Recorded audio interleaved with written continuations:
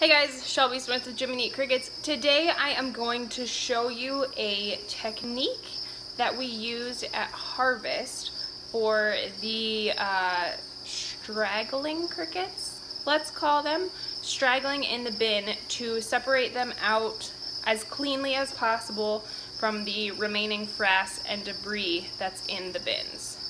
So for us using the crickets on the food side, it is super duper important that prior to hitting the processing facility, so coming out of the barns, that we get the crickets as clean as possible. So separate them from the frass, separate them from the feed, separate them from all of the things. It just helps in the processing stage for a cleaner product. It takes less rinsing, much less energy on my side on the processing end if we can get things as separated as possible. So today I'm going to show you a technique that actually did not come from me originally. It actually came from one of my growers that figured it out. But it's super easy, super simple, and super effective for getting the last bits of frass and the last straggling crickets out of each bin. So I am going to go ahead and set up my tripod and show you the setup and show you how it's done. Actually, prior to setting up my tripod, I'm just going to show you the setup. So this is just one of our empty bins right here that clean of debris and everything else like that. Then all you need is a bucket. Like we use preferably a short bucket. I think this guy maybe is a 1 gallon bucket, not entirely certain. And then just one of the clean paper plates. So all you do is you flip the bucket upside down in the middle of the bin, you stick your paper plate on top, and then that's what we're going to use for the setup. It'll make a lot more sense once I show you. But quick summary of how this is going to work. Basically, the top little platform there that I've created is what we're going to pour everything onto. The crickets that were still in the bin will jump off that platform and or be really easy to separate off onto the floor of that bin. And then all of the frass and other debris will be collected on that plate and will not fall into the rest of the bin. So super easy way for us to get everything cleaned out and have as clean of a product as possible going into the processing facility. So this is what the bin looks like, mostly cleared out. As you can see, there's a little bit of debris left. All of these crickets in here were just unwilling participants in getting out and getting harvested. So we're going to use this technique, like I said, to get rid of this extra little dust and feed and frass here and save all of these crickets, because that's quite a few crickets that we don't want to waste, but trying to get it completely separated from all of this is really, really inefficient in this setting. So I'm going to show you exactly how we use that setup that I just showed you previously.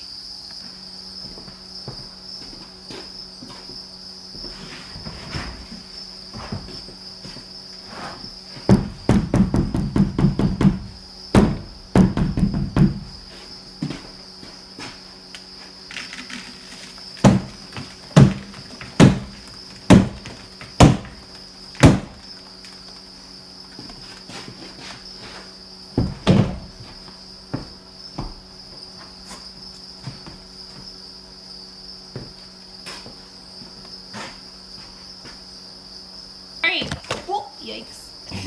And so as you can see, all of that additional dust is captured right there on that plate, and then all of the crickets are nice and separated out. So now all we need to do is we just need to remove the plate and remove the bucket and then dump this into our harvest tub. Pretty easy, pretty efficient, gets a very, very clean product every single time. So I hope that that was helpful for you guys in thinking about different techniques that you can use to save some of the crickets that are a little more stubborn about coming out of the bins like you want them to, and B, if you are on the food side, it's a really good way to have a really, really clean product before you go processing. Because like I said, I mean, things like that, additional frass and dust and stuff like that can be dealt with on the processing side, but it makes the processing that much more labor intensive. And so if you can just take care of it here in the barn in a quick and efficient manner like that, which is really simple, like it's with things that you will have laying around your barn already, so it's not something that's going to require a massive like equipment upgrade or anything like that, which are the solutions that I love the most. I think that efficient, simple, and affordable are really, really key at this point in the industry. So if you can come up with something like that, it's a really good way and a really easy technique for separating out those last crickets. Like I said, I wish that I could take credit for it, but it was actually one of my growers that came up with that technique, and he always has the cleanest crickets when he delivers to me. So check it out. If you have any questions, please drop them in the comments. Really happy to answer them. Thanks so much for being here. Thanks so much for watching. Really do appreciate it. Please don't forget to click below and subscribe to this channel. Give this video a thumbs up. Throw a comment down. Tell me what you liked. Tell me what you didn't like. Tell me what you want to know. And I will talk to you guys next time. Thanks for watching.